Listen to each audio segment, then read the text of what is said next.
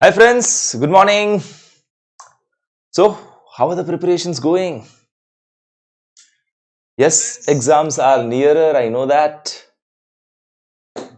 Oh, sir, tension has started to creep. I tell you, this is last 1.5 months is going to get over. Just push yourself in this last 1.5 months and give the best what is possible from your side so that you can enjoy the benefits for the next 30-40 years. Once this is done, it's done, man. CA final over. So push yourself, last 1.5 months are pending. Now today we are discussing RTP of CA Final Paper 3 Advanced Auditing and Professional Ethics. So yesterday we discussed the RTP of FR and today we are discussing the RTP of Advanced Auditing and Professional Ethics. Before I move on to the RTP, I'll just guide you to a very interesting subscription, the new type of subscription which is launched by Unacademy. Let's see that type of subscription which has came up. We call it as iconic program. We call it as iconic program. Now many students, they wanted a physical material which was not there under plus subscription. Iconic has it. Many students wanted the regular test to be conducted and the test papers to be evaluated also. Yes, test papers will be evaluated also. Yes, we have it in iconic program. Many people, they want mentor to be assigned to them so that they can keep a track, they can be motivated constantly to work. That all is there in iconic program. Your wish to us is a command. Okay, what are the benefits under this iconic program? You have 1:1 doubt solving, dedicated doubt solving team for the iconic students. Evaluated test series are there. Printed books, printed physical material, you'll be getting it. Other all regular benefit of plus subscription are there only. Like you can attend live class also, you can attend recorded also. Recorded you can watch it unlimited times. You can access from mobile, you can access from laptop, any device you can access it. That all benefits are there. These are additional benefits under your iconic program. 1:1 mentoring, evaluated test series, and iconic subscription, sir, what rate it's available? Yes, definitely some extra features are given to you. Bit premium will be there, but still it's really cheaper. You can use code Yeshas Live or you can use code Yeshesh. You will get 10% discount. Yeshesh Live or Yeshesh, any of this code you can use it. You'll get 10% discount on your subscription. You also have combo subscription of CA Final Group 1, Group 2 as well. That combo subscription again becomes a bit more discounted rate. So what are you waiting for? Come and join Unacademy and learn from us. Chalo, let's move ahead to today's topic. Now, we are going to RTP of CA Final Advanced Auditing. You're going to RTP CA Final Advanced Auditing. Sir, are there any amendments? Are there any amendments in auditing? Now, the lectures which I took at Unacademy, the regular batch as well as fast track batch, they are updated as per the latest ICI material. I repeat, the lectures which are taken at Unacademy portal, regular batch as well as the fast track batch, they are updated as per the latest ICI material. Sir, what about the pen drive, Google Drive students of yours? So if we have taken a pen drive, Google Drive earlier, I came out with a separate sheet on amendments. I came out with a separate sheet on amendments along with their videos. They're already there on my Telegram channel. And just one announcement for you. CARO 2020 is not applicable for December examination. You are having CARO 2016 applicable.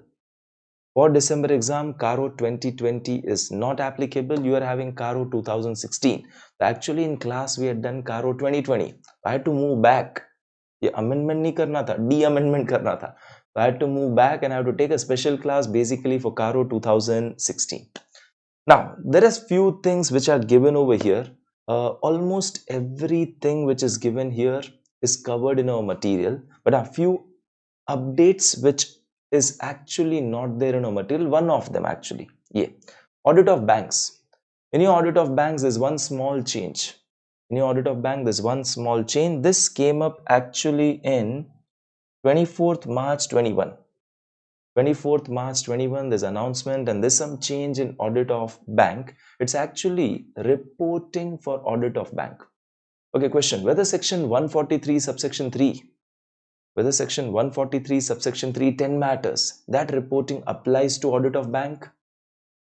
143 subsection 3 audit of bank, whether that reporting applies to bank? Answer is yes. Sir, whether CARO applies to bank? No, banks are exempted from CARO. Banks are exempted from CARO, but 143.3 applies to them. There are few additional points put under 143 subsection 3 for bank. Under your section 143 subsection 3, last point. Under section 143 subsection 3, last point, there were 3 points given in that. Whether the company has disclosed the impact of pending litigations in its financial statement, whether the company has made adequate provision for all the material foreseeable losses on long-term contract, including derivative contract, and third, whether there is a delay in transferring the funds to IEPF. The 3 were there. Extra 2-3 points are added for bank. Under section 143 subsection 3, under section 143 subsection 3, last point, few things are added only for bank. Just right over here, this is section 143 subsection 3. Under your section 143 subsection 3, few points are added for banks. Sir, which are the points? A 4th, 5th, 6th. 4th. This is only for bank. Under 143 subsection 3, few points added for bank. Whether the management has represented that, to the best of its knowledge and belief, no funds have been advanced or loaned or invested by a bank into any person or entity, including foreign entity, with the understanding, whether recorded in writing or otherwise, that intermediary shall directly or indirectly lend it to other persons. Simple words, if bank is lending to someone with a understanding that that guy will further lend to someone else, that's not allowed. That should not be done. I should not be lending indirectly. Like suppose I want to lend money to Nirav Modi. Now I cannot lend it directly to Nirav Modi. So what do? I give it to Mr. X and then Mr. X gives it to Nirav Modi. That should not happen. So whether the management has represented that no funds have been advanced or invested by bank to any person or entity with a understanding, whether recorded in writing or otherwise, that the intermediary will lend or invest in other person or entity in any manner whatsoever by or on behalf of bank. The bank wanted to invest somewhere or bank wanted to lend someone, they cannot do it directly. They should not go via some entity. That is what they are trying. Okay, similarly, the second point over here, whether the management has represented no funds have been received by bank. Now, if you are not allowed to take funds from someone, the via hoke lelo, that is also not allowed. If you are not allowed to lend or invest somewhere, don't lend or invest via through other channel. It's not allowed. And if you are not allowed to receive funds from someone, don't take it via someone. So that is also not allowed. Similar opposite of one. Next, an auditor will check this. And then auditor will say whether anything has come to his notice that the management has violated the above two provisions 1 and 2. Based on audit procedures performed, the auditor will have to check. Based on audit procedures, the auditor has to basically check and say nothing has come to the notice that caused him to believe that the representation under subsection 1 and 2 contained any material misstatement. So banks, if they are not allowed to lend or invest somewhere, they should not do it via someone. Banks, if they are not allowed to take money from someone, they should not take it via someone. ऐसे करके मत लो. An auditor has to report whether there is anything coming to his notice that is violative of above two. Then this is the fifth one. Which is added. You see 143.3, 10 points. 10 के अंदर 3 points were there. 10 के अंदर 3 were there. Extra 3 are added only for bank.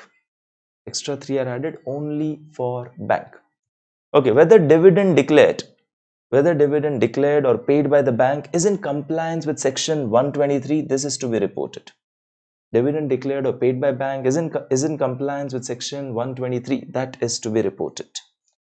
And the last one, they're telling, this is newly introduced, they're telling banks should maintain a software, banks should have a software which maintains audit trail, how the things went, audit trail, pura trail, from initiation to end, all steps should be there in the software, and that audit trail should be preserved, it should not be tempered.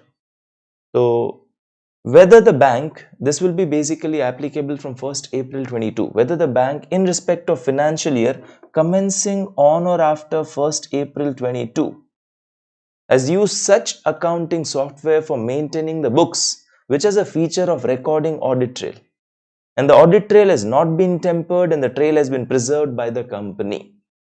Okay, so this is extra reporting I have to do under 143 subsection 3 for banks. Last one is not yet applicable. It will start from 1st April 02. Next, revision of tax audit report. Revision of tax audit report. There's amendment and now you can revise the tax audit report. Kab revise kar sakta hu? Pay attention. Now, you know section 43B. Section 43B of income tax. If payments made till due date of filing of return, payment made till due date of filing return allowed in current year, else in year of payment.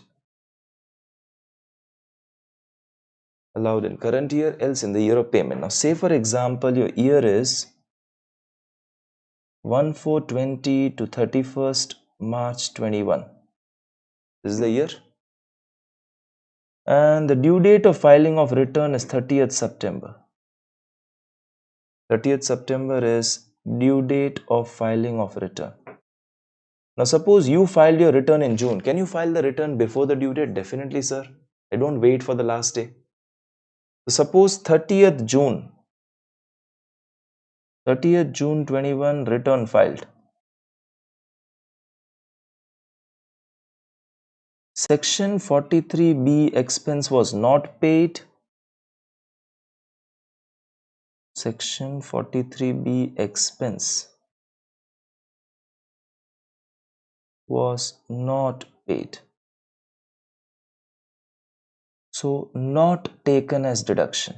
It was not paid, so not taken as deduction. We have not taken it as deduction because expense was not paid till that date. When I filed my return, the section 43B ka expense was not paid. I have not taken it as deduction. Now, I filed my return on 30th June before due date. What is the due date? 30th of September. I just write down a bit below.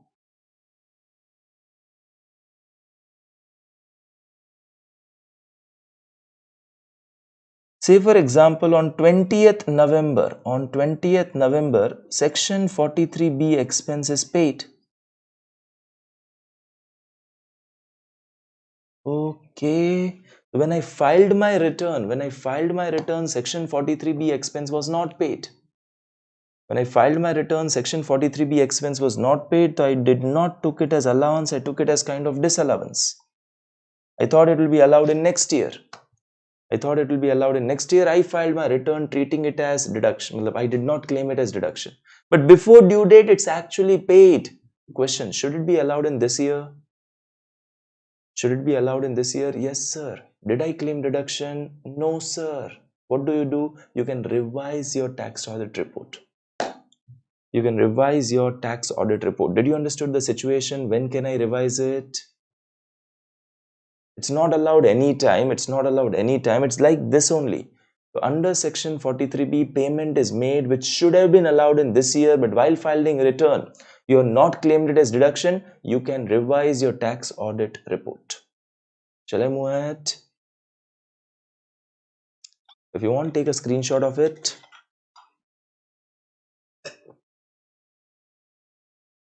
This is revision of tax audit report. I expect a question on this. I expect a question on this. ICI has a habit of asking something new. Okay, coming back. So, the CBDT-wide notification amended Rule 6G to provide that the audit report may be furnished by a person by getting a revised audit report from chartered accountant. When we can revise it? When we can revise it? When we can revise this? If there is a payment made by the person after furnishing the report. I already furnished my audit report. I already filed my return on 30th June only. Now, before 30th September due date, now I made a payment. Payment is made under section 40 or 43B. Payment is made under section 40 or 43B, and now that said audit report can be revised. Revision kab tak allowed hai? It is till the end of assessment year. You can revise it till the end of assessment year. Assessment year khatam hota hai, tab tak you can revise it. Okay, next. In your form 3CD, following new things are added. In your form 3CD, following new things are added. This we already covered in class. So, in our lectures at Unacademy, fast track as well as regular, I have already covered this, but still let's cover it again as it's given in RTP. I'm covering it again. Okay, in your clause 8A, we have total 44 clauses in your tax audit report, form 3CD, 44 clauses. In your clause 8A, this is new added. The 8A is newly added. Whether the SSE has opted for taxation under section 115BA, 115BAA, 115BAB, 115BAC, 115BAD. Sir, ये क्या था? Alternative tax regime. This were alternative tax regime. आपको option देके गए थे. If you go for this alternative tax regime, some deductions not allowed, carry forward of loss not allowed, unabsorbed depreciation past wala not allowed, few things will not be allowed to you. The alternative tax regime, so whether you opted for this alternative tax regime, so this all are alternative tax regime. Have you opted for this alternative tax regime? That is to be answered under clause 8A. And relevant changes will come related to it at various places. Next, in your clause 17, this is added. In your clause 17, this last wala point is added. Now, clause 17 is,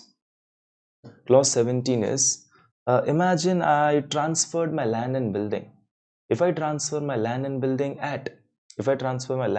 at less than stamp duty value, if I transfer my land and building at less than stamp duty value, it becomes chargeable to tax, the difference. Now, earlier they say if difference was up to 5%, it was fine. If difference was up to 5%, it was fine. Then they modified it, they made it as 10%. If difference between the stamp duty value and your sale price up to 10% hai, chalega. Now, COVID ke karan, because of COVID, till 30th June 21, from November 20 to 30th June 21, they further changed it and they made rate. If the difference between your sale price and the stamp duty price is up to 20% different, if your sale price is 20% less than the stamp duty value, it is fine. It will not be deemed to be chargeable under income tax. Only for COVID this has came up. COVID mein property were not selling, and that's why it is possible the real estate people, they want to get rid of the inventory, they might sell at a lower rate, even lower than the stamp duty valuation. So if the difference you are selling at a less than stamp duty valuation, up to 20% hai chalega. Normally now it's 10%. Earlier 5 tha, 5 is already made to 10.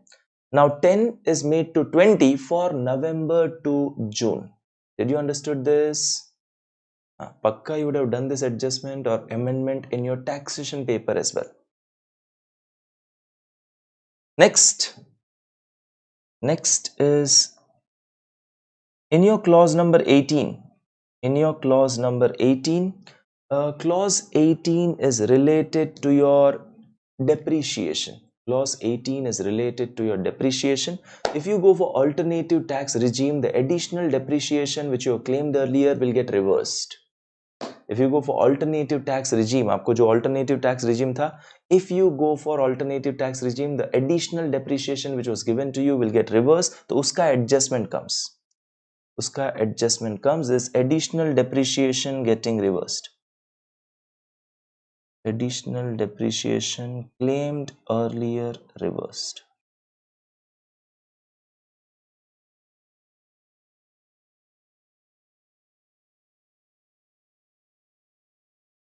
Then this is the change in clause number 18. This all is already done in our class at Unacademy. We have the updated lectures over there. Next, in your clause 32, clause 32 is brought forward losses. Clause 32 is brought forward carry forward losses. Now, if you go for alternative tax regime, you are not allowed to carry forward some losses. You are not allowed to carry forward unabsorbed depreciation. Uska adjustment comes. Uska adjustment comes. You are not allowed to carry forward the unabsorbed loss, or you're not allowed to carry forward the unabsorbed depreciation. That adjustment will come up. Everything else remains same. Clause 36 is omitted. Clause 36 was DDT. Now DDT gone. Now DDT gone. The clause 36 is omitted. Next.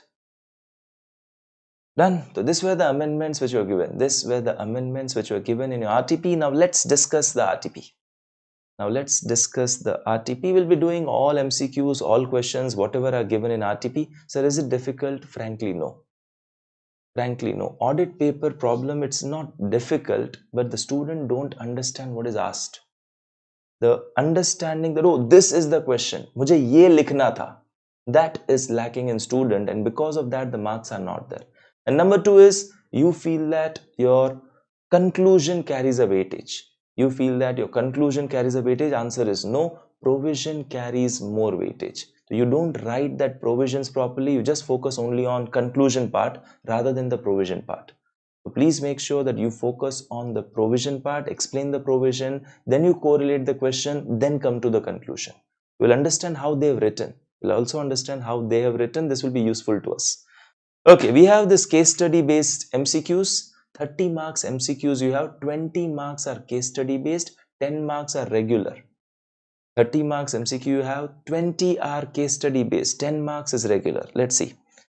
There's a Kickback Limited. It's a unlisted public company. It's a unlisted public company. Equity share capital is 27 lakh.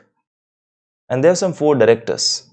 There's a quarter ended currently on 30th June. There's a quarter ended on 30th June. And they have some losses. They have some losses. Despite the loss, they have suffered a loss. Despite the loss, board has declared an interim dividend of 20 lakh. I have a question.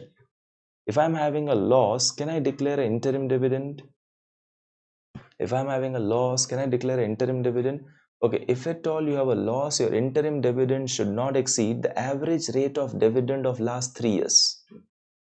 Your interim dividend should not exceed the average rate of dividend of last 3 years. This is given under section 123. Okay. And your declared dividend interim dividend of 20 lakh, which day ko you declared? You declared a interim dividend on 25th of April. Okay. The details of dividend for preceding financial year, dividends declared in preceding financial year is given. I have to check last 3 years only. Don't check previous before that. Currently it's June 21. The previous 3 years are previous 3 years. So this is financial year 2021. This is financial year 2021. So financial year 2021 as well as the quarter ended on 30th June, you have suffered a loss. And now you can declare a dividend. You can declare a dividend. You declare a dividend for the quarter ended March. March quarter का dividend है. March quarter dividend है. तो March 21. Previous 3 years will be 19-20, 18-19, 17-18. So 12%, 16% and 10%. 12, 16, 10 divided by 3. That much maximum dividend you can give. 12 plus 16 plus 10 divided by 3. It's 12.67% can be the dividend given. Okay, the said dividend was paid on 10th June. Now dividend should be paid within 30 days. Okay, the check above you declared on 25th of April. You declared on 25th of April. If I declare on 25th April, can I say that it has to be paid within 30 days? So by 25th of May maximum, I think. Okay, so they paid on 10th June, it's paid late. They paid on 10th June, it's paid late. It should be by 25th May, you paid on 10th June. Late. Okay. Through account paycheck, that's fine. By withdrawing 5% from total free reserves. Okay. Interim dividend. Interim dividend cannot be declared out of free reserves. Interim dividend cannot be declared out of reserve. Interim dividend can be declared out of current year's profit or out of past profit lying in P&L. P&L में retained earnings में से it can be declared, it cannot be declared out of reserve. So one, this is wrong. Second, out of free reserve, this is wrong. And balance of free reserve fell to 20% after paid up capital, that's okay. But interim dividend cannot be declared out of reserves. Okay. Then Mahesh has submitted a transfer deed on 28th of April to transfer the shares. Mahesh has submitted a transfer deed to transfer all his shares to Mr. Govardhan. So Mahesh is given a transfer deed telling, sir, my shares you transfer to Mr. Govardhan, along with the authorization letter for paying the dividend to Govardhan. Okay, so I have given a transfer application, transfer my shares to Govardhan, and I have clearly written dividend, give it to Govardhan. Who is entitled for dividend for this Mahesh wale shares? Who is entitled for dividend for this Mahesh wale shares? Sir, Govardhan. ठीक है. 10th June tak the shares could not be registered in the name of Govardhan. Even though shares are not registered in the name of Govardhan, you need to pay dividend to Govardhan. Okay, dividend remained unpaid of 2 lakh. Okay, dividend remained unpaid of 2 lakh. You transferred to unpaid dividend account on 15 June. Now, if dividend remains unpaid, once 30 days are over, from the date of declaration, 30 days over, within 7 days I have to transfer to unpaid dividend account. Okay, I declared on which date? I declared on which date? Sir, 25th April. So 25th May. 25th May and plus 7 days. So by 2nd June, 1st or 2nd June, I should have transferred. By 1st or 2nd June, I should have transferred. But sir, when did I transfer? I transferred on 15th June. Transfer is done late. Transfer is done late. Now, when you transfer late to unpaid dividend account, now you have to transfer it along with interest at 12% per annum. Now you have to transfer it along with interest at 12% per annum. You transferred late. So this is again one point. Okay, the unpaid dividend account is transferred late. And prepare a statement on 30th June. You prepared a statement on 30th June containing the names of the people whose dividend is pending. You placed them on website on the same date. Now, do I need to put the details of the shareholders whose dividend is unpaid on my website? Yes, sir. I need to put the details of the shareholders whose dividends are unpaid on my website. I have to put it by which date? It's once basically you transfer to unpaid dividend account, usse 90 days के अंदर. From the day you are required to transfer to unpaid dividend account, uske 90 days में 90 days. You put on 30th September. You put it on 30th September. First of all, when did you pay the dividend? Declared was on 25th April. I should have paid within 30 days. If I cannot pay in 30 days, within next 7 days I have to transfer to unpaid dividend account 2nd June. And 90 days के अंदर I have to put it on my website, the details of those people. 90 days में I have to put it on website, details of those people. Now let's see the question. What rate, maximum rate interim dividend could have been declared? Maximum rate interim dividend could have been declared. कहाँ गया? Just a minute.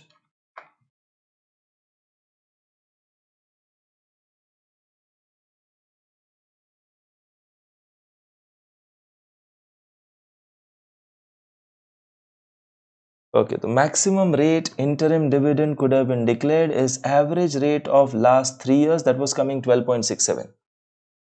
That was coming 12.67. Second, amount of interest that should be payable by kickback for delay in payment to shareholder. Okay, delay in payment to shareholder, interest is at 18% per annum simple interest. To shareholder, it's 18% per annum simple interest. How many days late did I pay them? How many days late did I pay them? Let's go back and check. 25th I declared. I should have paid within 30 days. So 25th tak I should have paid. I actually paid on 10th June. So can I say kind of 15 days late? Can I say kind of 15, 16 days late? So 25th minus 31st, 6 days of May and 10 days of June, 16 days late. Total dividend is 20 lakh. 20 lakh into 18% into 16 by 365. 15780. Do we have such option? 15 wala koi? Yeah, 15781. 15. How did I get this? It is 20 lakh into 18% into 16 by 365. How did you got 16? It's from 25th May to 10th June. This much is the period of late payment. Next, for the shares of Mahesh, dividend should go where? Kickback would have transferred the dividend amount. In which account? For the shares held by Mahesh, it would have gone to Govardhan. Instruction was there, even though transfer was pending, it should go to Govardhan.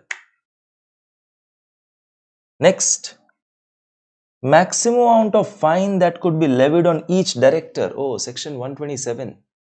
Section 127 says if at all you are paying dividend late, penalty on director is 1000 rupee per day. Penalty on director is rupees 1000 per day.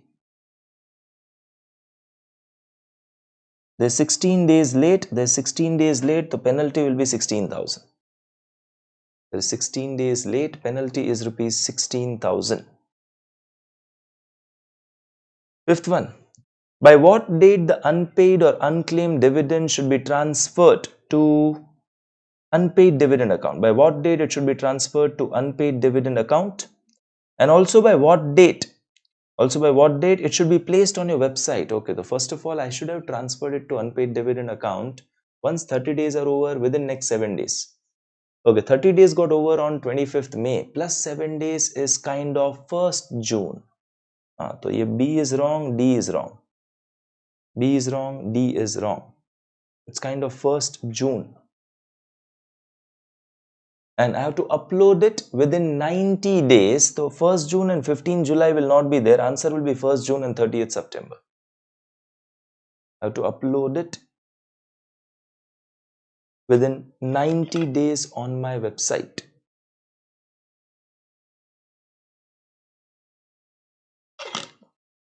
Okay, just check this fifth answer. It is 90 days or 45 days. I need to confirm.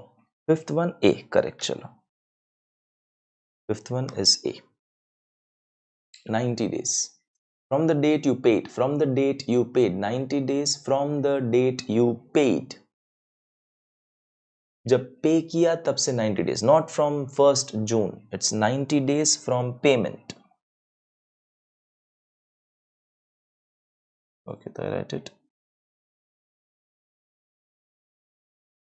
90 days of transferring to unpaid dividend account. Day when you transferred, उसके बाद 90 days. Okay, done. This was your case study number 1. So this was fully based on section 123 to 127. This was fully based on section 123 to 127. That was your dividends. Next one. ULIP Limited is a listed company. ULIP Limited is a listed company. Share capital is 150 crore. You are appointed as auditor. Raj is an engagement partner.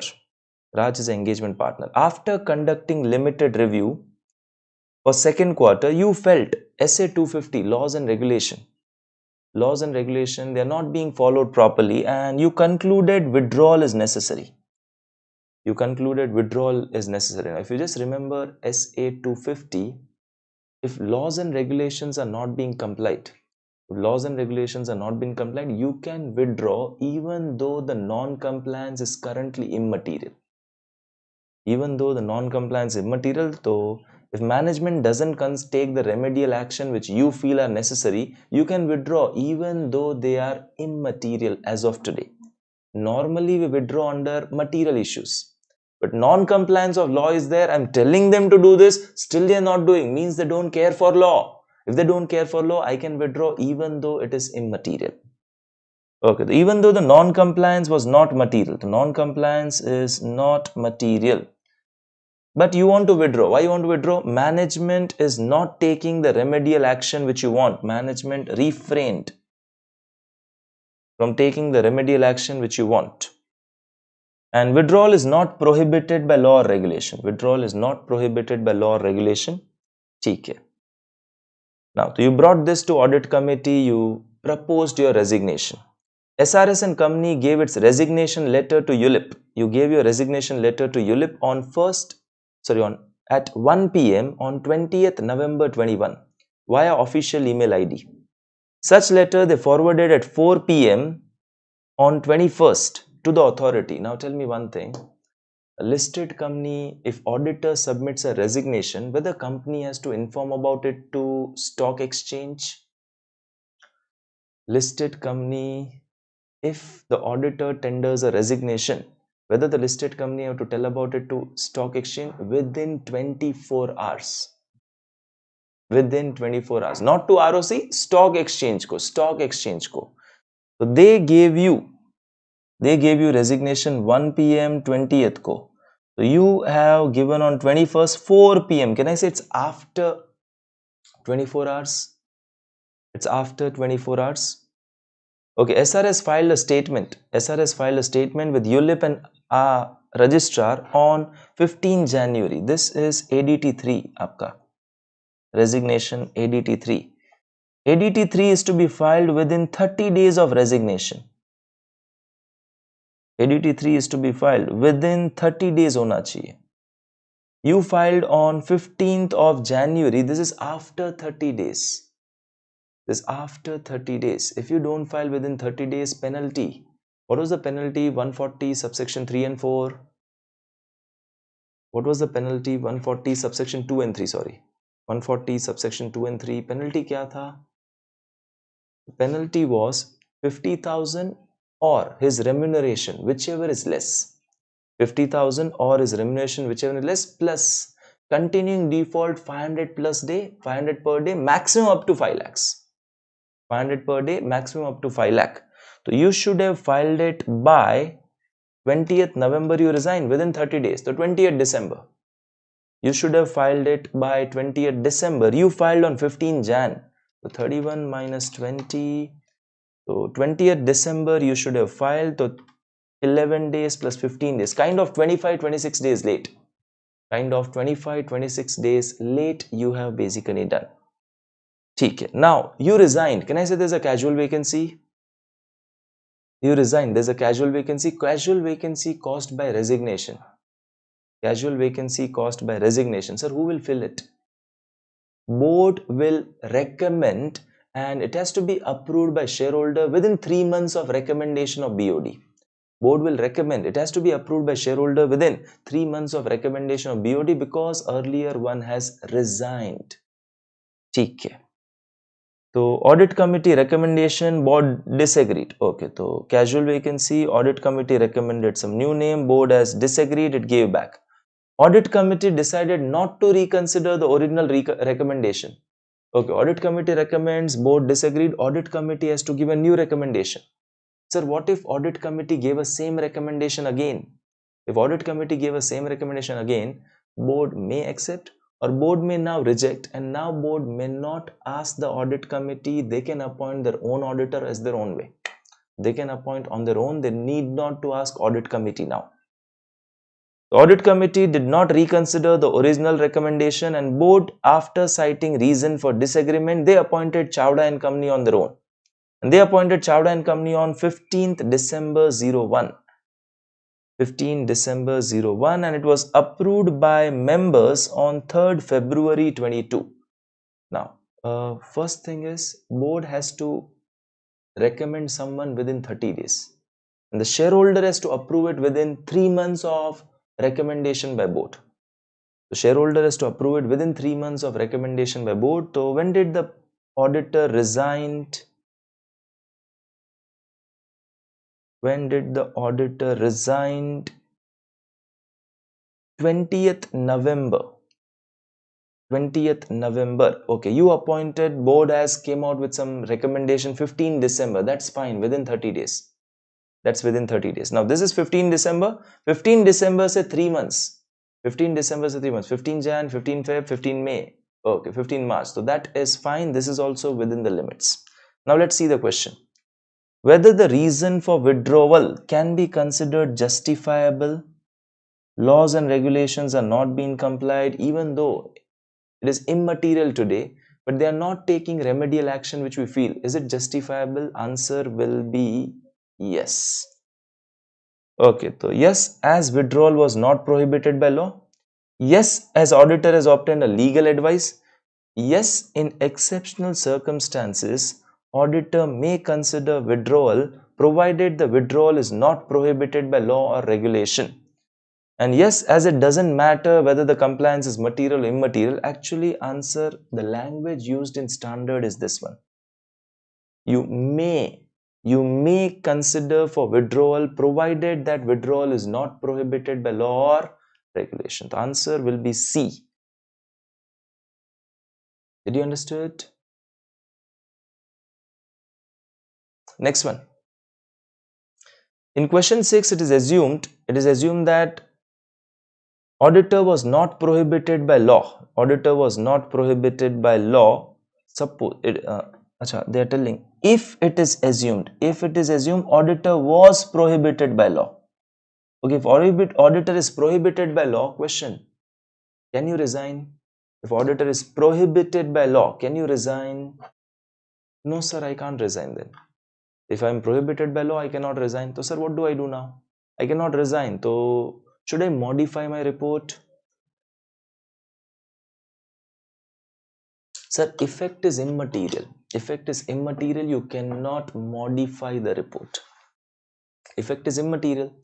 You cannot modify the report. You can put it in other matter paragraph. Emphasis mein nahi aayega. Emphasis for something which is already there in financial. Emphasis is for something which is there in financial. I draw attention to that thing. You can put it in other matter paragraph.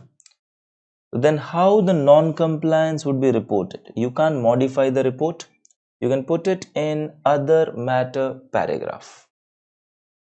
Next, ULIP was required to disclose to which authority? You are required to disclose to which authority the resignation wala thing, and by what time limit? He resigned 1 PM 20th November. By 1 PM 21st. By 1 PM 21st ko. Which authority? MCA? No. NSC BSc? NSC SEBI? Answer is yes. 1 PM 23rd. No, not 23rd. 21st. So NSC 1 PM 21st, and you are required to disclose to registrar. Answer will be this. Actually, SEBI is also not required. Only NSC is required. Stock exchange. So NSC ko 1 PM 21st November 21. Did you understand this? Now, he filed ADT3 late. It has to be filed within 30 days. He has filed late. 20th ko he resigned. Next 30 days mein he has to fill it. 20th I am resigning. The next 30 days mein I have to fill it. So by next 20th I have to fill it. I filled when? I filed your ADT3 when? ADT3 is filed on 15 January. 15 January ADT3 is filed. It should be on 20th of December. So you are around 25-26 days late. What is the penalty? Okay, the minimum is 50,000 or salary 40,000. Whichever less. So that is 40 plus continuing default. Continuing default is for 25 days. 25 days into 500. This is coming as 12,500. Total will become 52,500 is your answer. Total will become 52,500. This is your answer. Hope you're clear with this.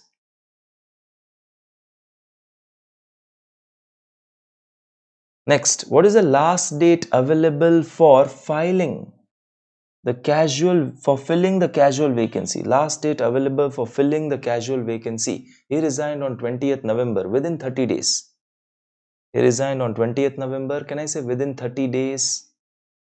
And there's one more thing they've asked. And by what last date the approval of general meeting should be there? General meeting ka approval within 3 months of recommendation of BOD. Okay, so he resigned on 20th November, that will be 20th December. 20th December, and from 20th December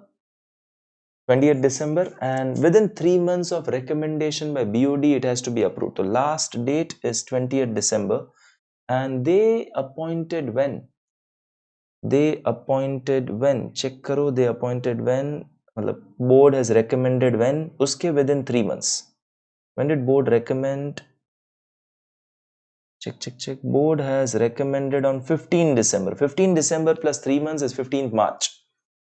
15 December, 3 months is 15th March. The answer will be, where is 15th March? Era D. 20th December is the last date for filling the casual vacancy. And they have actually done on 15 December. 15 December is the 3 months May. This is the last date by which approval of shareholders should have been received. Did you understood this? Okay, so this was kind of resignation, everything combined. This was kind of resignation, everything combined. We had section 143, subsection 3.4. We had SEBI LODR regulation of resignation. Everything relating to resignation was there. The first one related to dividend, this one related to resignation. Now let's go to the descriptive question. What do they say?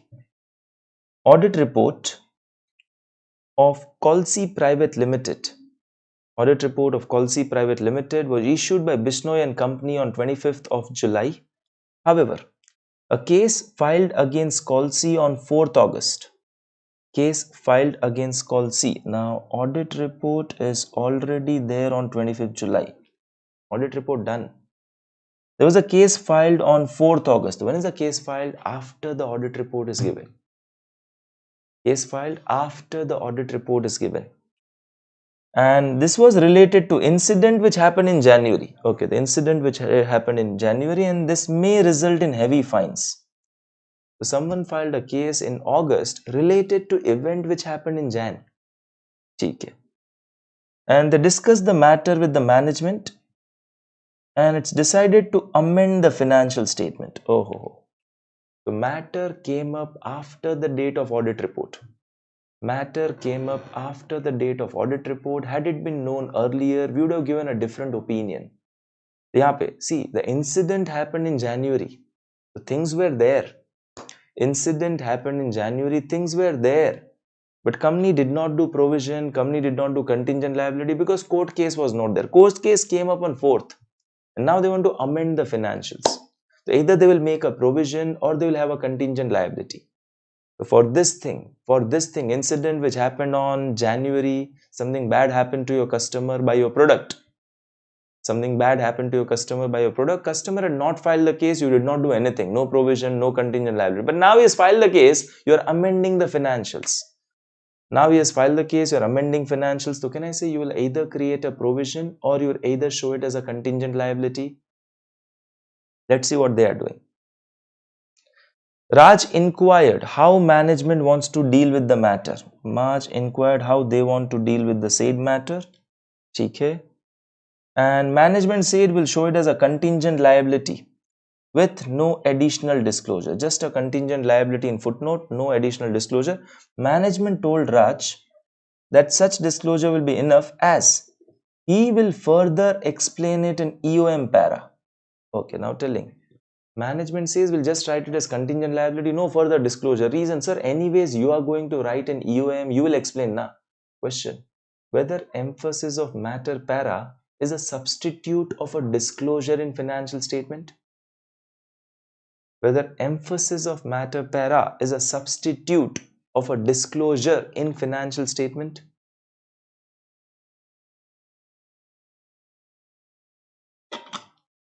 Emphasis of matter para, is it a substitute for a disclosure in financial? No sir, that's not a substitute. That is not a substitute for a disclosure in financial statement. Disclosure in financial statement is management's responsibility. I give emphasis or not, I draw attention of users or not, that is my work. So you cannot say that we are not disclosing because you will write in emphasis of matter. So they cannot say, sir, we are not putting any extra notes because you will write in emphasis of matter. It's not that. The contention of management is not correct over here. This is one thing wrong. Okay, let's see the question. Answer the following things properly. Okay, whether Raj has properly adhered to the requirement of SA 560. 560 is subsequent event. If any subsequent event has came up, and subsequent event covers not only after year end till audit report, fact becoming known to the auditor after the date of audit report. Anything coming to your notice after date of audit report, if it was known earlier, you would have given a different opinion, that is also covered. If such matter comes up, what do I do? I have to first communicate to management TCWG. Second, I need to understand whether financial statement needs revision. And third, how management wants to deal with the situation. Okay, did Raj inform to management? Yes. Did Raj ask the management how they want to deal with the matter? Yes. The procedure followed by Raj is proper as per SA 560. Oh, I have to write about that SA 560K procedures. And procedure followed are proper or not. See, I tell you, answer theoretical hai. And what theory to be written, that is to be understood. Don't write full SA 560. And don't write adjusting, non-adjusting. Adjusting, non-adjusting was. It was for those things which happened after year end till the books are approved. After year end till audit report date. This is something coming to your notice after the date of audit report. You have to write about that point. Okay, and second question. Whether contention of the management is valid with respect to disclosure. They will just disclose, not giving extra thing. They will write as contingent liability, not giving extra, because you will write an emphasis of matter. That contention is not correct. That contention is not correct because emphasis of matter is not a substitute for disclosure in financial statement. Now see the answer given. Now see. First they've explained what is the requirement of SA 560 if any fact is found out after the date of audit report. What auditor has to do? Here 3 points. Discuss with management, determine whether financial statement needs amendment, and inquire how management wants to deal with the matter. Did Raj do all these things? Yes. That's why. So Raj has actually done all these things. Right? Raj has already done all these things, and that's why the procedure which is done by Raj is correct. In case financial needs amendment, provision chahiye, management is not making provision. Tell me, provision chahiye, management is not making provision. There's a provision required, management is not making provision, then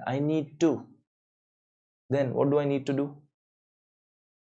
I need to give a new report. And management should tell to basically all the people that, sir, new report is coming, old is not to be relied. And if management doesn't do any action, then I need to seek to prevent reliance on my report. Then I need to perform some action where people are prevented from relying on my report to check. If management doesn't take the necessary steps to ensure that those who have received the previous audit report, they are informed of situation and they don't amend the financials. If they don't amend the financials, then in that case, auditor shall notify the management and you should seek to prevent the reliance on your audit report. Uske liye you should perform some actions. Second question, management wants to show just as contingent liability, no extra disclosure, because you will put a EOM, SA 706. SA 706. EOM is not a substitute of a disclosure in financial statement. EOM is not a substitute of a disclosure in financial statement. The contention of management is not valid. Did you understood this? And please write theories properly. Don't try to cut short your answer and focus only on conclusion. I'm telling you, even if your conclusion is correct, out of 5 marks, you'll end up getting 2 marks. Even if your conclusion is correct, out of 5 marks, you'll end up getting 2 marks because conclusion carries only 2 marks. Other 3 marks are for provision.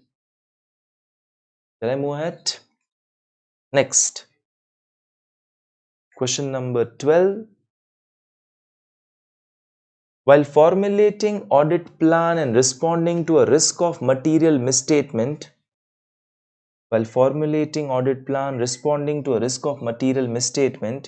in identified and assessed in related party transaction, Miss K, the engagement manager, decided to rely upon internal controls placed for identification and disclosure of related party.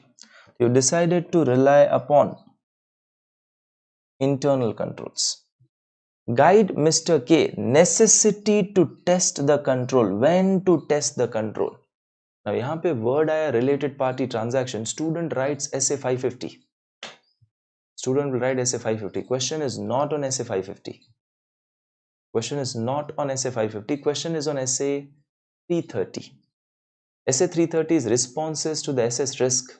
Now, SA 330, your responses are either compliance procedure, substantive procedure. When to do compliance procedure? That's the question. When to do compliance procedure? 1. When I intend to rely on control. If I want to rely on control, if controls are good, I want to do other procedures less. And second, when substantive procedure alone will not give me sufficient appropriate audit evidence. That is the answer. Don't write SA 550. This is not a question on 550. This is a question on 330.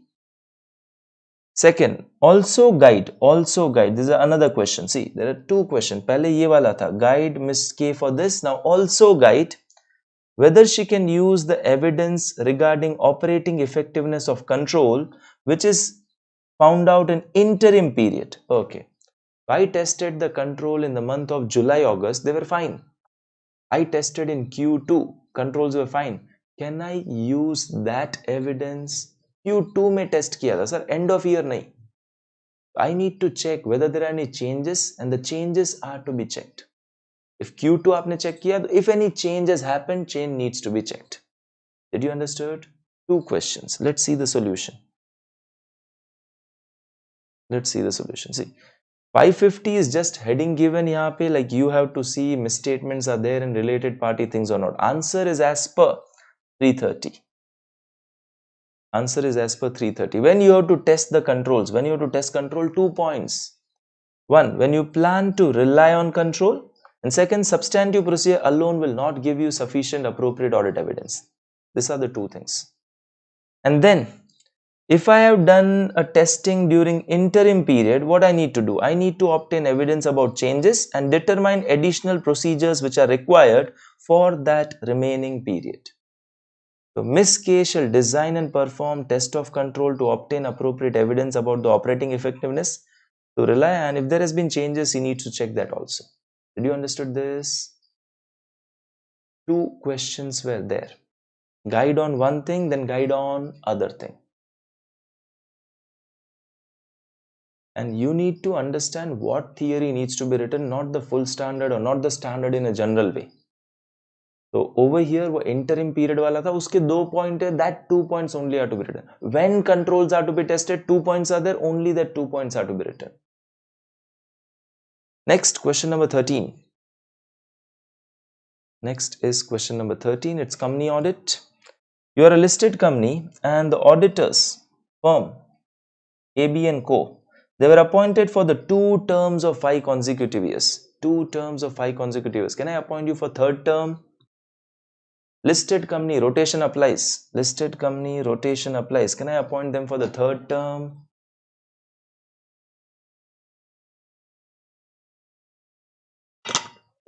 No. Rotation applies. Maximum 2 terms are allowed for a firm. Individual 1 term of 5 years. Firm can be for 2 terms of 5 years. So now management reached out to BCD and Co. Now BCD and Co में they came. Now AB था, now BCD and Co. ठीक है. BCD and Co did not give any written consent. They did not provide any certificate. Okay, do I need to take a written consent from auditor and a certificate from auditor before appointing. Written consent, they are ready to accept the audit, and the certificate, the appointment is within the limit. So 4 points were there in certificate. Do I need to take that? Yes. They did not provide, so this is some problem. Management still went ahead. Management still went ahead. Post appointment, you find majority partners in BCD are same in AB. Oh, majority partners of BCD are same in AB. Can I say they have a common partners? Rotation applies. New firm should not have a single common partner. Rotation applies. New firm should not have a single common partner. This is also a problem. ठीक है? Management decided to file a complaint with tribunal against the auditor. And you are required to guide BCD regarding contravention of the provisions. Which provisions of Companies Act are contravened with respect to appointment of auditor? Sir, I did not took the certificates. So 139 subsection 1. 139 subsection 1 mein certificates were to be taken. That I did not took. Second, a rotation was applicable. I did not rotate. I rotated, but the thing is, they have majority partner same. 140 subsection 2 and 139 subsection 2 and 3, rotation and term. So 139 subsection 1 violated, 139 subsection 2 and 3 violated, and based on violation, penalties will be as per section 147. Check the solution. Okay, the one violated is 139 subsection 1. Second violated is rotation and term, 139 subsection 2 and 3. Rotation and term. Two things are violated, we have explained that. And penalty as per section 147 will come. They've written something about 147. What penalties will be levied to you? Did you understood this?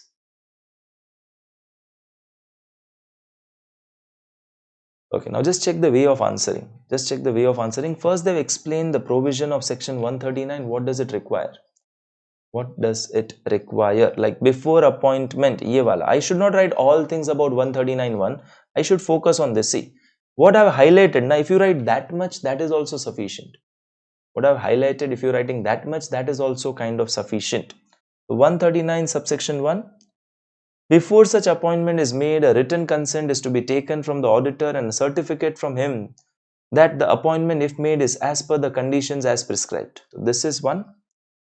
Second, 139 subsection 2, you can be there. No audit firm having a common partner shall be appointed upon rotation. In current case, consent is not obtained, certificate is not taken, majority partners are basically common, so BCD cannot be appointed. There is basically a contravention of this all things. Penalty section 147 on company, how much? Ye company.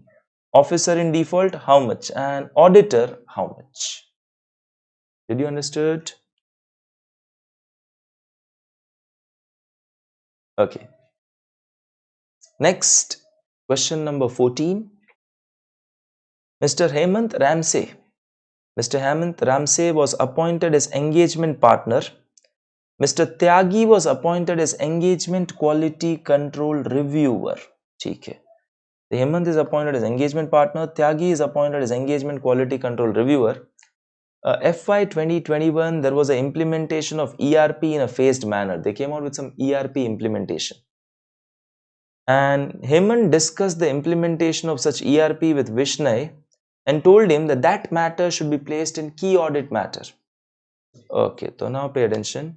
Hemant is the auditor. Vishnay is engagement quality control reviewer for big audits, listed companies and other engagements which we decide. You have a system of EQCR, engagement quality control reviewer, and engagement quality control reviewer is there. Now they are discussing. Hemant says company had implemented a ERP. We had given a lot of time checking the ERP system. Company implemented ERP. We have given a lot of time checking the ERP system. So they are telling that that was a key audit matter. The Hemant is telling Vishnay that we should keep it as key audit matter. Now Vishnay was of the opinion that that matter did not appear to link with the matter disclosed in financial statement. So, sir, that implementation of ERP doesn't link with the things appearing in financial statement, so no need to disclose as a key audit matter. Okay, is the contention of Vishnay proper? Okay, the question over here is question on SA 220 EQCR wala. Or is the question on SA 701 key audit matter? Is the question on SA 220 or is the question on SA 701 EQCR? The question is actually on whether this implementation of ERP, can it be a key audit matter? So what can be the key audit matter? How are the key audit matters identified? That's the question. How are the key audit matters identified? That's the question. Sir, how are the key audit matters identified? Three things. There are areas where risk of material misstatement is high. There are areas which involves higher judgments, high estimation uncertainty, and significant events or transaction which has taken place during the year. Significant events and transaction which has taken place during the implementation of ERP can fall in that. Implementation of ERP can fall in that. And key audit matters are those matters which in auditor's professional judgment were of most importance during the audit of current period financial statement, and they are the matters selected out of the matters you communicate to TCWG. If there were some issues in implementation of ERP and you communicated about it to TCWG, it can be selected as a key audit matter. Vishnay says it cannot be. Vishnay's contention is wrong. Vishnay says it cannot be. Vishnay's contention is wrong. Let's check the theory. The solution given. So see, how to decide the key audit matter they are out of. Higher risk, areas where judgment is high, and if significant effect on audit of significant event or transaction that took place during the year. And they are the most importance in audit of current period financial statement, and they are selected out of the matter which we communicate to TCWG. So your ERP implementation can fall in this third point. ERP implementation can fall in this third point, and we should have discussed about it with TCWG. So then you can take it, the implementation of ERP which has a significant effect on overall audit strategy during the period. So that can be taken. The answer over here is contention of Vishnay is not proper. But I explain the theory. Theory nahi likha, marks are not there.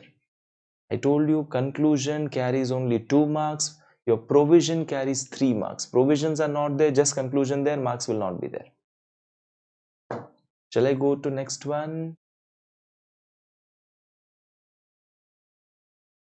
Okay, this was the 14th question going to 15th. Okay, I want answers from you now. 15th question. Kayask Limited is a public company, got listed on BSE NSE in 2015-16, and it's among the top 500 listed companies. Okay, market capitalization wise, top 500 listed company. JP Bhuj and Company, a CA firm, are appointed as the auditor. Pankaj Bhuj is the engagement partner, and they have a composition of board of director like this. Okay, this is an audit committee, so board of directors ka composition. There are 9 directors, out of which 4 are non-executive. I have a question. How many non-executive directors are minimum required? SEBI LODR regulation. How many non-executive directors are minimum required? 50%. 50% are required. So out of 9, 50%, 4.5. 4.5, always round off to next one. 5 non-executive should be there. You have 4. 5 non-executive should be there. You have 4. Okay. 3 independent directors. Now sir, how many independent directors are required? It depends on chairman. If chairman of BOD is a non-executive director, not related to managing director, CEO. If chairman is a non-executive, not related to promoters, then 1/3 of the board should be independent. If chairman is executive or related to promoter, then half should be independent. Okay, so currently 9 ka 1/3 becomes 3. So they have 1/3 independent. I need to see chairman should be non-executive and independent. Chairman should be non-executive, not related to promoters. That I need to check. Okay, they have only one woman director and she is an executive director. There's a one woman director and she is an executive director. Now, if you just recall, top 1000 listed company. Every company, every listed company needs one woman director. Every listed company needs one woman director, but top 500 nahi, top 1000 listed company, they need a independent woman director. Tell me, independent woman director, independent chahiye. Top 1000 walon ko. Independent is always non-executive. Independent is always non-executive. So can I say you are in top 500? You need a independent woman director. The one violation, ये 4 की जगह 5 होना चाहिए. This independent woman director होना चाहिए. ये independent directors are 3. Will come to it. Mr. Madhusudhan Mehra has been appointed as a non-executive chairman. Okay, chairman is non-executive. His brother-in-law is a managing director of Kayas Limited. Okay, so whether he is related, whether the chairman is said to be related to promoter, managing director, whether it is said to be related, yes, no. Okay, brother-in-law does not fall in definition of related party. Brother-in-law does not fall in definition of related party. Related party में कौन आता है? Just try to recall Companies Act. Father, mother, brother, sister, spouse, son, daughter, son's wife, daughter's husband. Son's wife, daughter's husband. Father, mother, brother, sister, spouse. Son, daughter, son's wife, daughter's husband.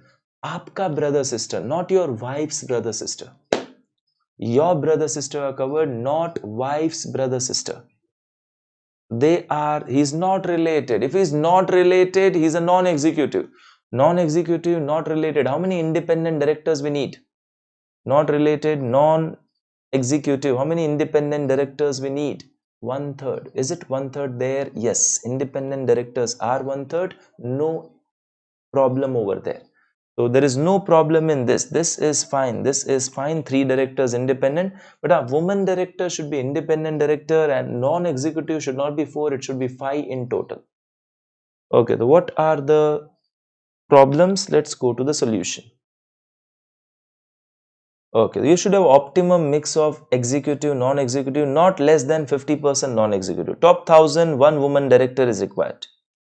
Top 1000, one woman director is required, and chairman is non-executive, 1/3 should be independent. And over here, just check the term relative. Brother-in-law is not covered in relative. Brother-in-law is not covered in relative. That's not covered in the relative. So there should be at least 5 non-executive, 3 independent, and 1 woman director. There should be 1. So they did not comply. Kashyap does not comply with the requirement of independent director, woman wala, and 5 non-executive directors. Did you understood this?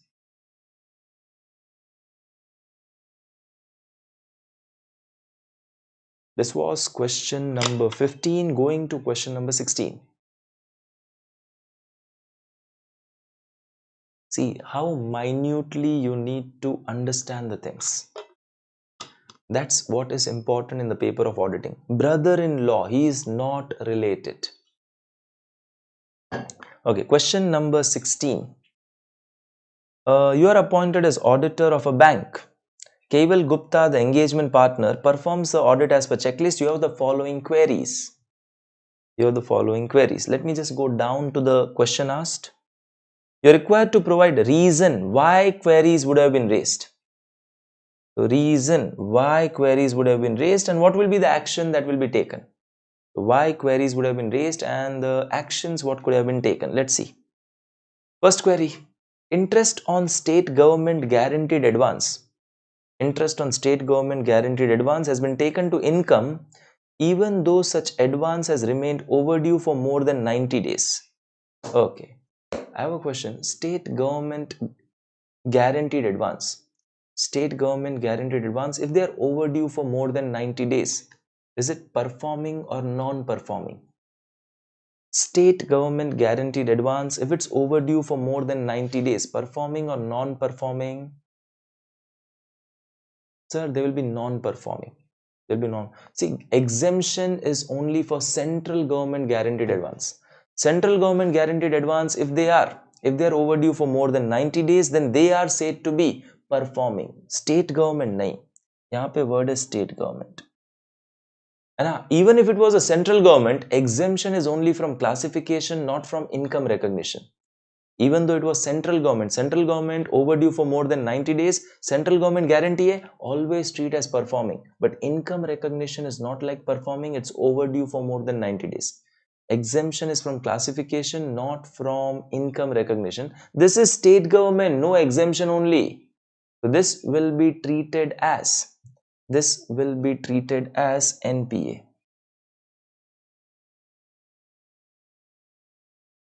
Now tell me, did you took the income on accrual basis? So reverse the income. The treatment required is reverse the income. So two things. Why query में लिया होगा? Because it's a state government था. He might be feeling that oh exemption में no. That state government is not exempted. That's NPA only. And so treatment will be reverse the income. Second, there is an account in which ad hoc limit has not been reviewed for 180 days. Ad hoc limit has not been reviewed for 180 days and they are treated as performing. Okay, if there's an ad hoc limit which is not reviewed or renewed, like you have a limit of 5 crore ka for 1 year, or 1 year khatam, it has to be renewed. If renewal doesn't happen in 180 days, you are said to be NPA. So treat it as NPA.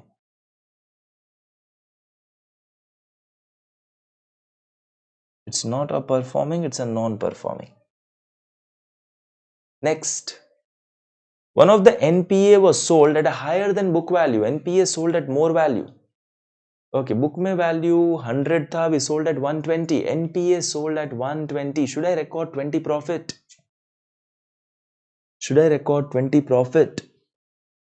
NPA sold at higher value. Can I record the profit? Answer is no. Do one thing. NPA pe already provision would have been there. Retain that much provision. Whenever NPA is sold at more rate, we should not record profit. We can retain that much provision. For example, let me just show you the journal entry. Suppose you had an advance NPA.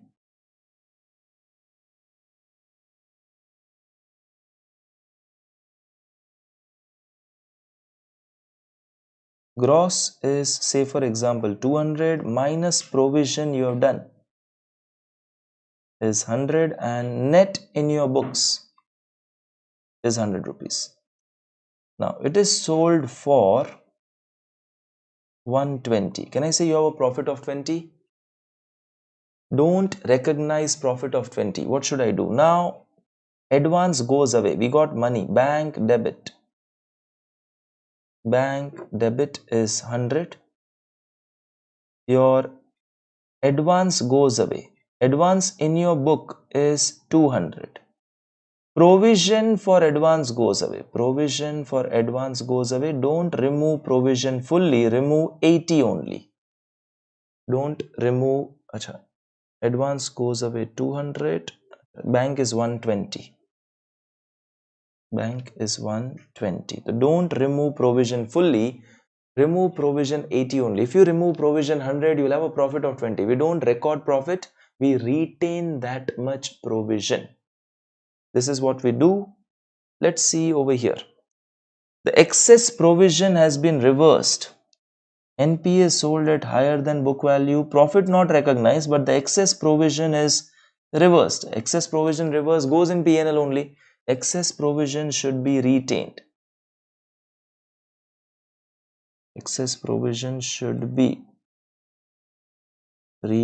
Did you understood this? Next.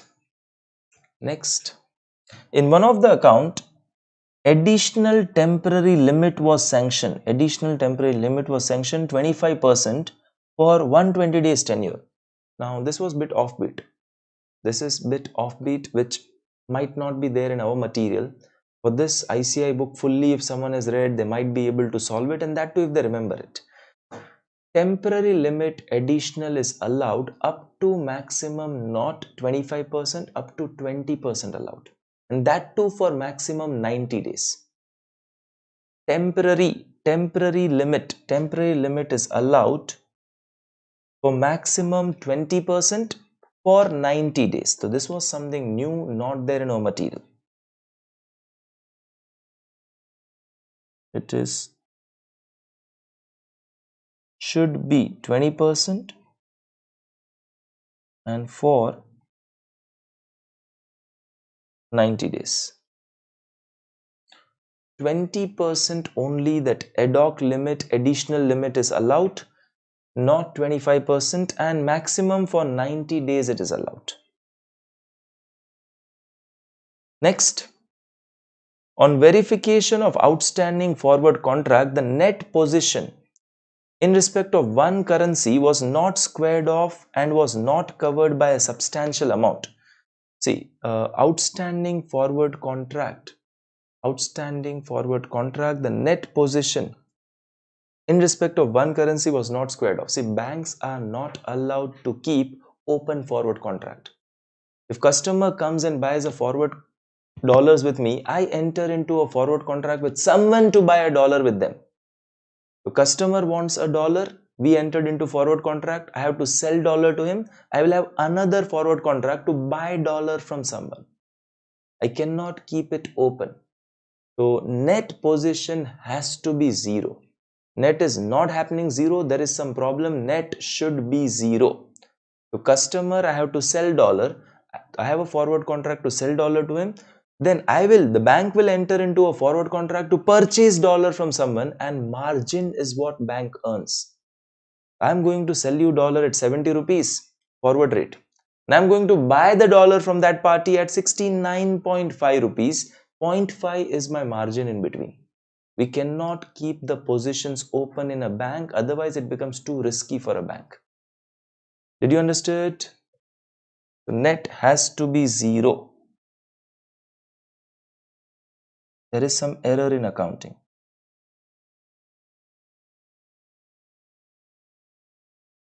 Or if they have not entered into another forward contract, they have to do it. Okay, check the solution given for 16th.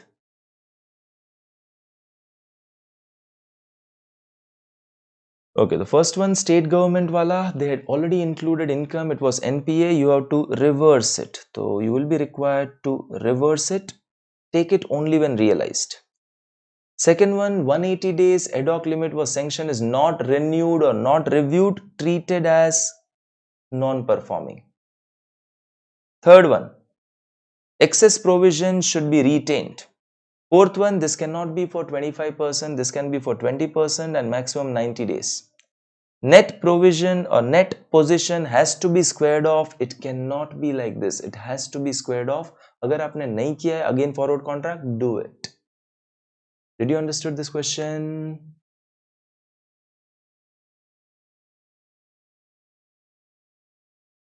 Did you understood this question? This is question number 16.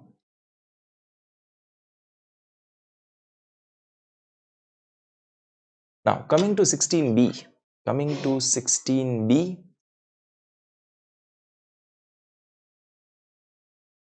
What does 16b say? Okay, you have been appointed to carry out audit of Blue Insurance Company Limited for financial year 1920.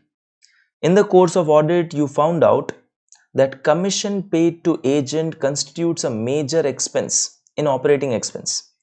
Enumerate the audit concerns that addresses assertions required for the auditor to ensure continued existence of internal control as well as the fairness of the amount in accounting for commission paid to agent. Simple words में, how will you check commission paid to agent?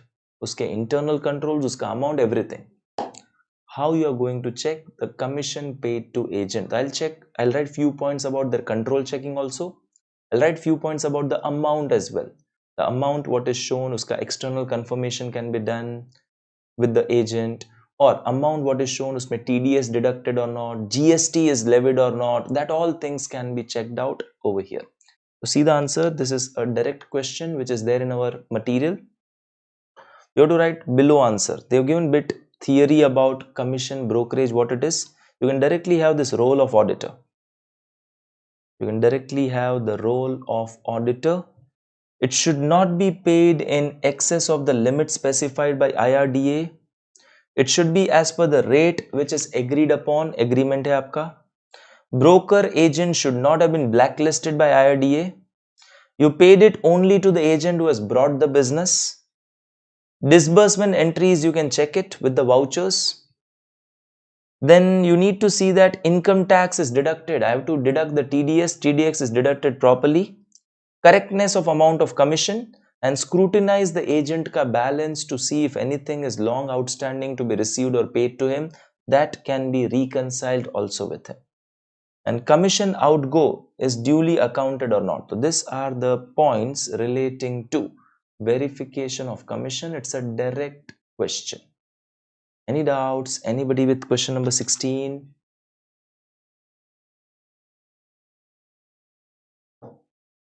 Okay, moving to the next one, question 17. Moving to the next one, question number 17. This is an interesting question. 17th one is an interesting one. This is a bit different. 17th one is an important one, bit different. Now, applicability of tax audit. We are required to talk about the applicability of tax audit, and in response to query, UT and company ask from the details of turnover, total receipt, total payment which are there, and whether they have filed the return under normal tax provision, presumptive, कैसे उन्होंने file किए. And this is the data given to you.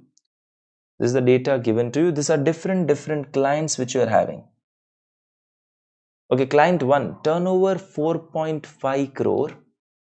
Turnover 4.5 crore. Your percentage of cash receipts in total receipt is 5%.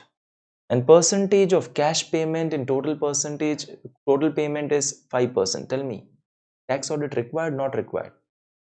First client, tax audit required, not required?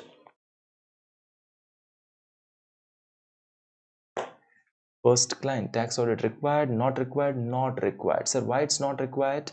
See, if at all your cash receipts and cash payment are up to 5% of total cash receipts and total cash payment, you will have an audit only if the turnover exceeds 5 crore rupees.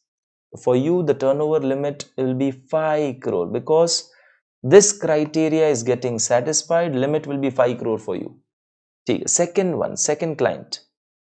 Cash receipts in total receipt is 7%. So for you, limit is not 5 crore. For you, limit is not 5 crore. For you, limit will be 1 crore. For you, limit is not 5 crore, limit is 1 crore. Now, your turnover is 1.8. Your turnover is 1.8. Okay, can you still go in presumptive? Presumptive mein up to 2 crore is allowed. Presumptive mein up to 2 crore is allowed. Can you still go under presumptive? Answer is yes. Can you still go under presumptive? Answer is yes. Okay, तो यहाँ पे if you check has declared business income as per presumptive, तो still audit is not required. Presumptive में you can go up to 2 crore allowed in presumptive. Okay, तो यहाँ पे limit will be rupees 5 crore. Here, up to 2 crore allowed in presumptive. He will go in presumptive, not required.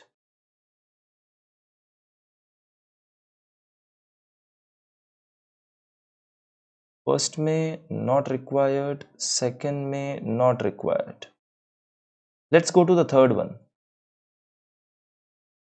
Let's go to the third one. Turnover is 0.85 crores. Turnover is 0.85 crores and it is 6% and 4%. It is 6% and 4%. And you have declared a business income as per presumptive during the last 2 years. You have gone for presumptive during last 2 years, but during current year has declared income lower than section 44 AD. you declared lower than section 44 AD. Now actually this is not allowed. And they've written, and the total income is less than the basic exemption limit. Total income is less than the basic exemption limit. Okay, so over here, first of all, last 2 years you are showing presumptive. This year you want to declare lower than section 44 AD. If you want to declare lower than 44 AD, if you want to declare lower than 44 AD, can I say that the tax audit becomes applicable to you? If you want to declare lower than 44 AD, tax audit will become applicable. Even though the turnover is less than 1 CR, it doesn't matter. But I tell you, once you go for presumptive, you have to apply presumptive for minimum 5 years. Once you go for presumptive, you have to apply presumptive for minimum 5 years. That's actually a rule. Presumptive mein ja rahe ho, you have to apply presumptive for 5 years. And one more thing, your total income is less than the basic exemption limit. When your total income is basic exemption limit se niche, at that time also that will be not required. So over here, once you have gone in presumptive 5 year, it has to be presumptive only. You cannot have lower than presumptive, and you cannot go for normal wala thing. It's not allowed for you. So I'll just write like this. Once presumptive,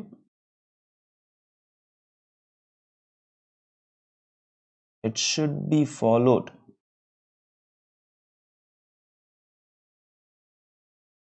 for 5 years. If you don't follow, then you cannot go back to presumptive for next 5 years.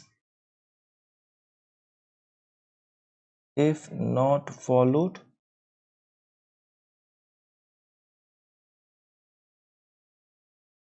you cannot go back to presumptive again for next 5 years.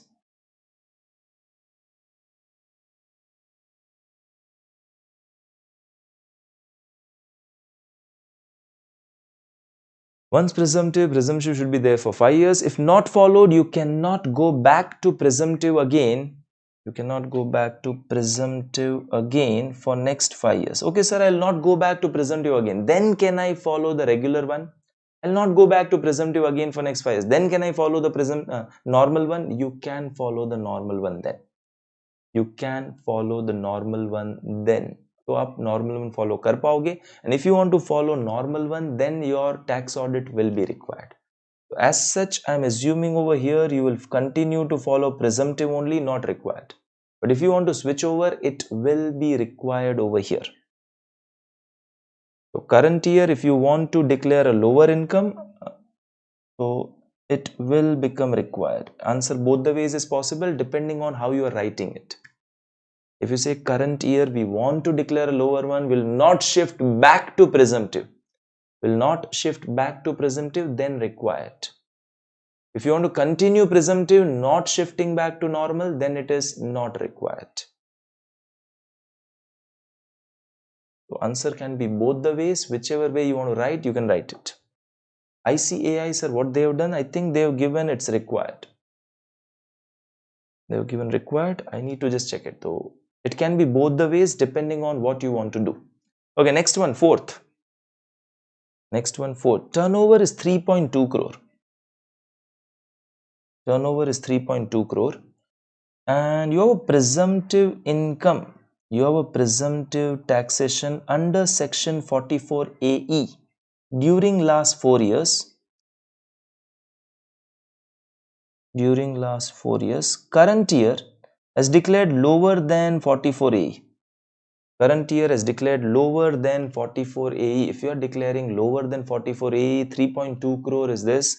It will be applicable to you. It will be applicable to you. Did you understood this? So question was whether tax audit required or not required. Important according to me was this first one. Important according to me is this first one. First one may.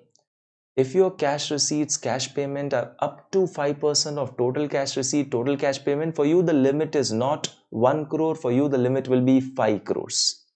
For you the limit is not 1 crore, for you the limit is 5 crores. This was important. Okay, let's just check the solution what they have given. Just a minute, I need to charge my laptop.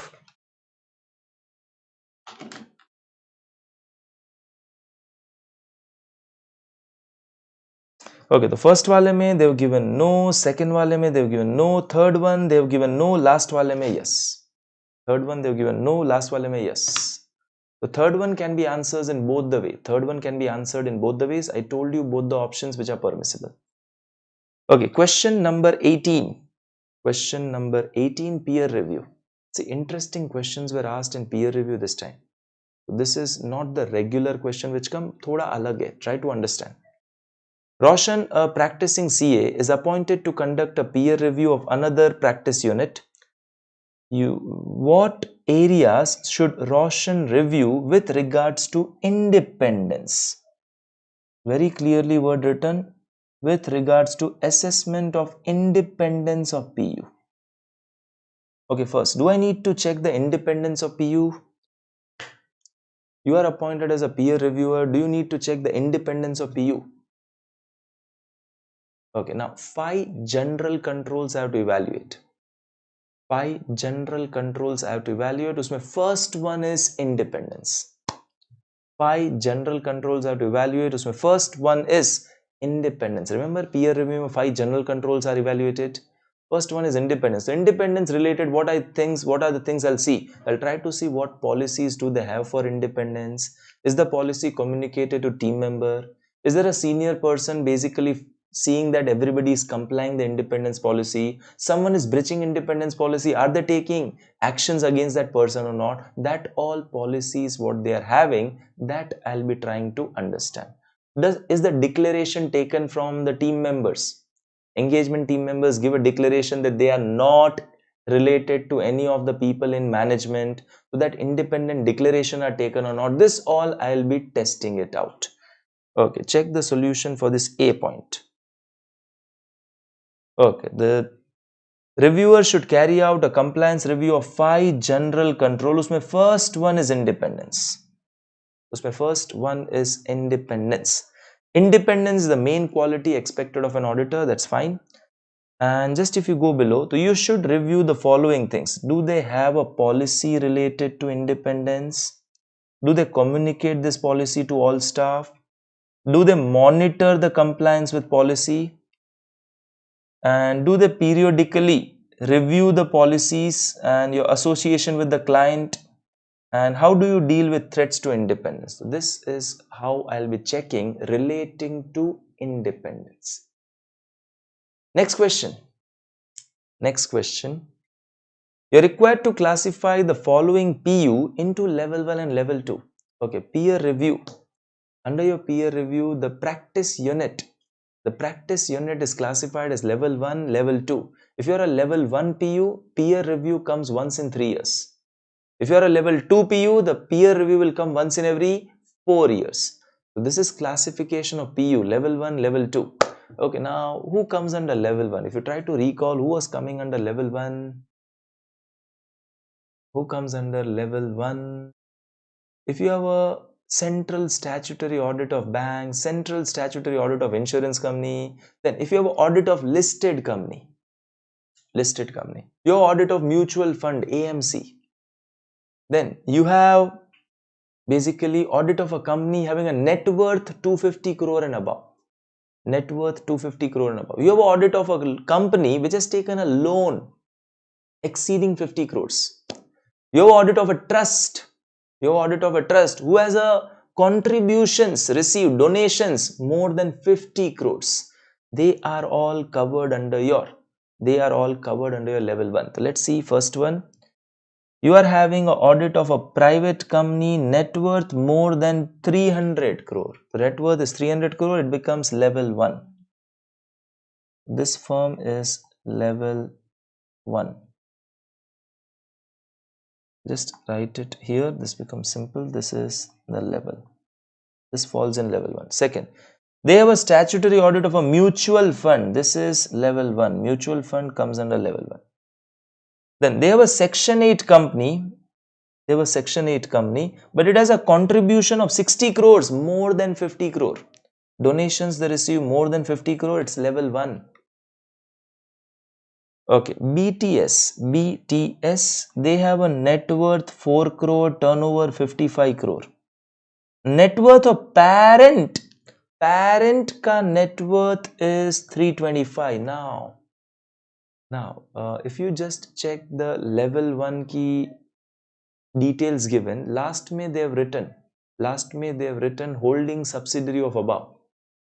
If your holding company falls under level 1, you will also fall under level 1. So if I am doing your audit, subsidiary audit, that is also level 1. The parent is 325. Next, you have an audit of LLP. They have raised a loan 35 crores. 35, not exceeding 50. This will fall under level 2. Did you understand this question? Whether, if you are doing this type of audit, whether your CA firm fall under level 1 or level 2 for peer review purpose. If you are doing this type of audit, your firm falls under level 1 or level 2. That was a question. Next.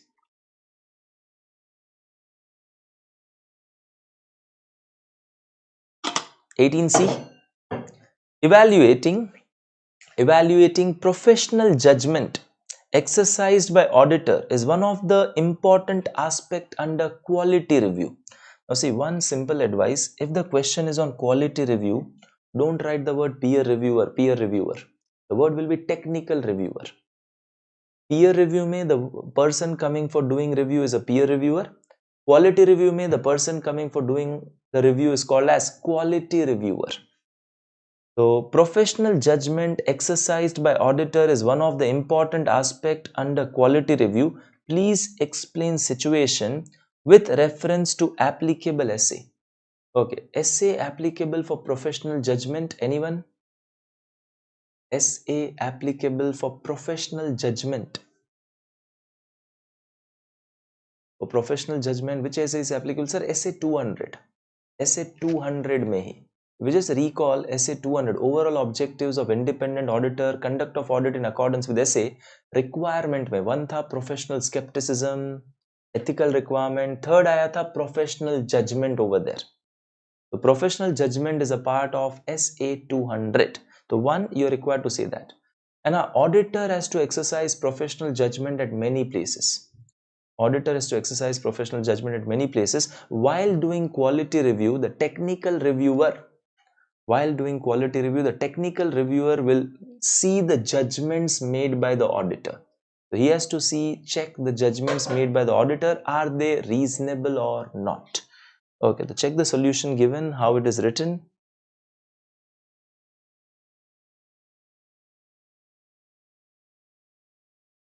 Okay, now over here, if you see, they have given a reference of SA 200 and they have given a definition of professional judgment. Application of relevant training, knowledge, experience in making informed decision about the course of action which is appropriate in the circumstance. So SA 200 reference definition. Now, almost all SA requires you to exercise professional judgment whenever you are performing the audit.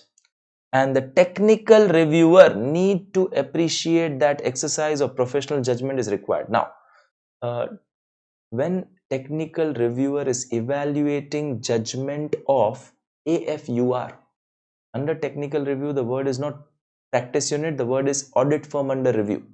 If I'm evaluating your judgments, now what do I do? If I'm evaluating your judgments? So, should I evaluate judgments based on today's scenario? Or should I evaluate the judgments based on what was the scenario when you took the judgment? What were the facts and circumstances when you took the judgment? Sir, you should evaluate based on what were the circumstances when that judgment was taken. So see over here, the TR would need to appreciate that exercise of professional judgment in any particular case is based on facts and circumstances that are known to auditor at the time that judgment was done. So you should also evaluate considering that thing. What was the situation when you took judgment? Based on that, whether the judgment looks proper or not. The TR should consider the following factor: whether the judgment reflects the due consideration, application of relevant accounting auditing principles, and whether the judgment is appropriate based on that day's facts and circumstances. Did you understood this question? Bit offbeat it was. Did you understood this question? Okay, moving ahead. This was your question number 18. Going to question number 19, professional ethics. Question number 19, professional ethics. Director discipline has received a complaint. Director discipline has received a complaint for Mr. Jai Prakash, proprietor of JP and Associate. Mr. Jai Prakash is a proprietor of JP and Associate. Okay, audit of college was accepted by JP and Associate. Audit of college was accepted by him, where he is a part-time lecturer. Okay, question. If I'm a part-time lecturer in a college, can I do the audit of same college? If I'm a part-time lecturer in a college, can I do the audit of same college? I have a substantial interest there. I cannot be auditor over there. This is falling under, इसमें आता है clause 4 part 1 second schedule. Clause 4 part 1 second schedule. You express an opinion on financial statement where you, your partner, your firm has a substantial interest. If I am a lecturer, I cannot be the auditor of same college. Question. Okay, for being a lecturer in college, do I need to take a specific permission of ICI? One, if you are a lecturer in a college, you cannot be auditor of that college. वो तो एक गलती है. Clause 4 part 1 second schedule is violated. Second question is, if I want to be a lecturer of a college, do I need to take a specific permission of ICI? Yes, sir. If you want to be a lecturer, specific permission is required. And he has not taken a permission of ICI. See, there are two lists. One is generally permitted, one is with the prior permission of ICI. Lectureship of college, private tutorship is generally permitted.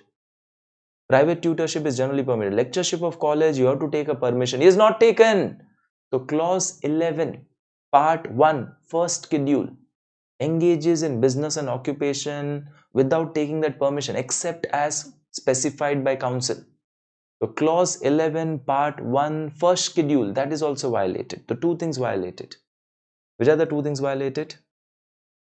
Which are the two things violated? First, clause 4, part 1, second schedule. Second, clause 11, part 1, first schedule. Next, there is a CSR event. There is a CSR event sponsored by JP and Associate. And there's a banner. Banner may name Mr. Jai Prakash, proprietor of JP Associate. Okay, if at all you do CSR, you cannot write the firm name over there. Firm name cannot be written in CSR event. You can be a sponsor, but sponsorship CSR event may firm name cannot come up. Here the firm name came up, that is wrong. So this is violation of clause 6, advertising. Clause 6, part 1, first schedule. This is violation of clause 6, part 1, first schedule. Did you understood? Firm name. And on the basis of above information, they had a fine of 1 lakh on him. Order was passed. So Jai Prakash preferred an appeal with appellate authority. He preferred an appeal with appellate authority by submitting statement of appeal. He has submitted a statement of appeal. It was discovered that the statement of appeal contained some facts which were false. It was discovered that statement of appeal contained the fact which were false. So can I say Jai Prakash preferred an appeal? He submitted documents to appellate authority, false document. Okay, submitting false document to ICAI, knowing them to be false. Submitting false document to ICAI, knowing them to be false. Is it again covered under your any of the clauses? Yes, sir. Yes, sir. This is also covered under your clauses. Sir, which clause may it is covered? It's there in your second schedule. First schedule में था you don't give the information asked by ICI. First schedule में था you don't give the information asked by ICI. Second schedule में था you give to ICI information knowing it to be false. So this will be again violation under your second schedule. I don't remember exact clause. It was under part 2 or part 3. Oh, it was under part 2.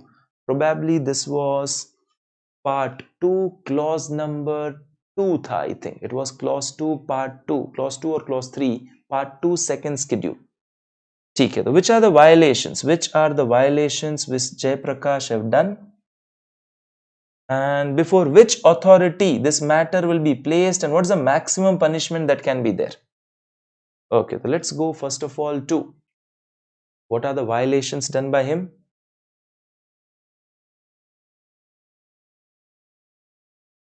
Okay, the first one, he has violated clause 4 part 1 second schedule, being a lecturer doing audit of same college. You have a substantial interest, you are doing the same college, that is wrong. Second one, clause 11 part 1 first schedule, you did not took a permission before being a lecturer. You did not took a permission before being a lecturer, that's second. Third, clause 6 part 1 first schedule, CSR event, the firm name. CSR event, the firm name was given, that is again a thing. And then one more, clause 3 part 2 second schedule, clause 3 part 2 second schedule, giving false information to ICI. Giving false information to ICI. So these are the things which are violated. Now can I say few are related to first schedule, few are related to second schedule?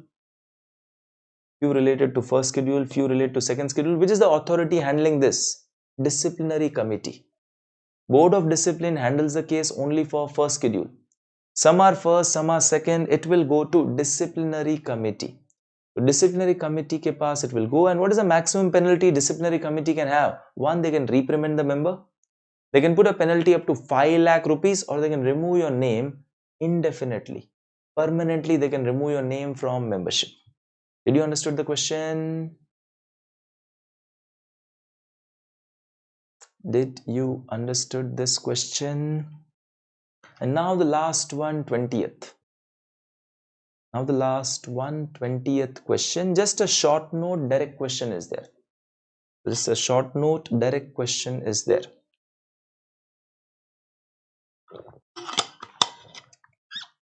Okay, responsibility of holding company, parent. Responsibility of holding company, this is parent.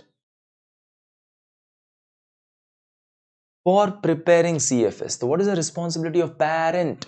Parent ka responsibility, identifying the components, making sure that they are consolidated, harmonizing the accounting policies. We follow यहाँ पे Ind AS. Subsidiaries following their country's law, तो उनके financials are to be brought to Ind AS and then consolidated. These are all responsibilities of parent. Direct question there in your material. Next, summary written report. Now, what is a summary written report? This is in the chapter of management audit, operational audit.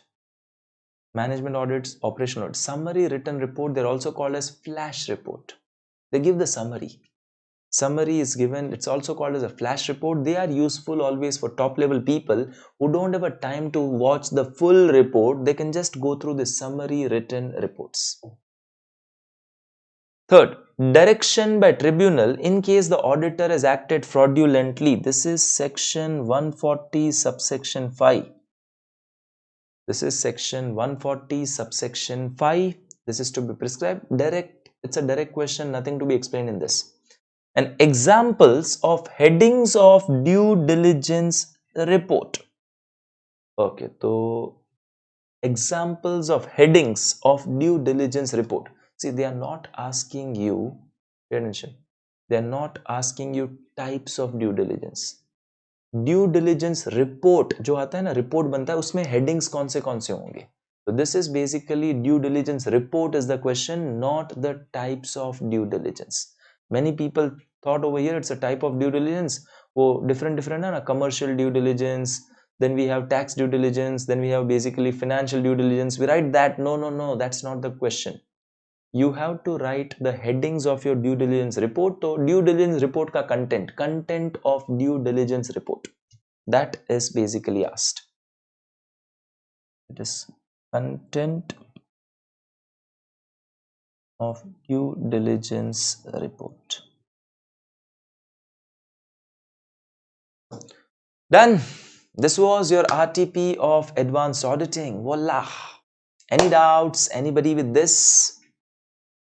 Any doubts? Anybody with this?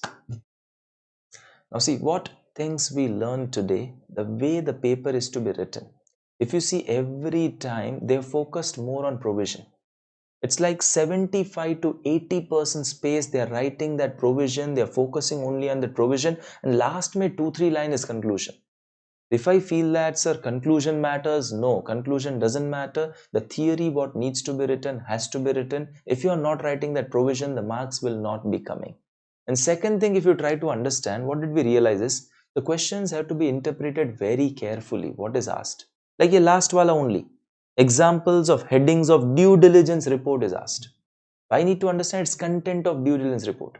Then there was one question where your brother-in-law was basically a managing director of the company. Now, brother-in-law does not fall in the definition of the word relative. Brother-in-law does not fall in the relatives word. So, you have to interpret the question very minutely. And they don't tell you directly what is to be done. Aapko direct questions nahi milenge. Indirect. You need to find out. Like we had a question just now on professional ethics. They told what all clauses are violated. They just ask what all clauses are violated. So they're not sticking to anything. They're kind of making it what all clauses are violated. I have to evaluate. It is possible more than one clause can come up. So for that lecture wala ship, he was auditor of that college only, that was going in schedule 2 May. And he did not took a permission, that was going in schedule 1 May. It can be possible same matter may be coming under 2 clauses. That all evaluation is very important. And for the theory papers, please make sure you write down proper theories. And when you read some important sentences, then that theories comes better. If you just read only the keywords say theory will not come, your sentences will not be framed properly. I personally suggest for theory subjects, don't read keywords, read the key sentences. It's kind of half book, you have marked it out or underlined it, that you are studying, that is more than sufficient. And yeah, this RTP with marking I put up on my Telegram channel. If suppose someone is hard pressed with time, they can just go through the marked things rather than the full things. Hope this session was beneficial to you, and I tell you one sentence. See, last 1.5 months is pending. Last 1.5 months is pending, and you can't afford to have a bad mood. You can't afford to have a bad mood in this last 1.5 months. And that's why they say, you need to choose your battles wisely. You need to choose your battles wisely. Sometimes inner peace is better. Sometimes inner peace is better than proving yourself right. Imagine there is some issue with friend, there is some issue with your siblings, there is some issue with your parents. Now don't fight with them right now. There's no point fighting with them and proving that you are right. See dear, if at all you fight with them, what will happen is later on we are studying also, you will have thoughts of that fight only. So choose your battles wisely. Sometimes inner peace is better than proving yourself right. This is not the point of time where you prove yourself right if your opinion is different from others. Friend के साथ कोई अनबन हो गई, your siblings के साथ some issue हो गया, parents के साथ, try to ignore that things for 1.5 months. Don't fight as of now currently. Otherwise, I bet and say you won't be able to focus on your studies as well. Now this last 1.5 months, the only thing which should be important for you is your examination. Make sure that you give the best for your examination, and you are giving this 90 days in a manner like you have not put efforts earlier. Every day of yours, you should sleep with a smile on your face because you should have completed your target. My today's target was basically this is over, and then I have a smile on my face when I'm sleeping. Please make sure you sleep with a smile for the next basically 45 days, and rest assured your results will be pakka great. Any doubts anybody's having, please tell me. If you don't have a doubt, we'll meet again. Tata, bye-bye, see you soon. And I'm taking a consolidation CFS class for free on Unacademy app. I'm taking a full CFS for free on Unacademy app. The lecture starts today at 1:30 p.m. The link of that are there on my Telegram channel. You can go to Telegram, type CA Niket Thaker, you'll find out my group as well as the channel. वहाँ पे सारे links मिल जाएंगे. So many free lectures are there. I put up full financial instrument for free. I put up full consolidation for free. Ind AS 19 employee benefit is there for free. So many free lectures are there on Unacademy app. Come to Unacademy app, use a code Yeshesh or Yeshesh Live to access that free lectures. Any doubts? Anybody?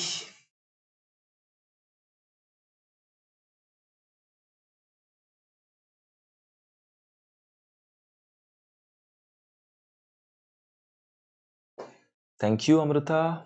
Thank you, Vishwanath.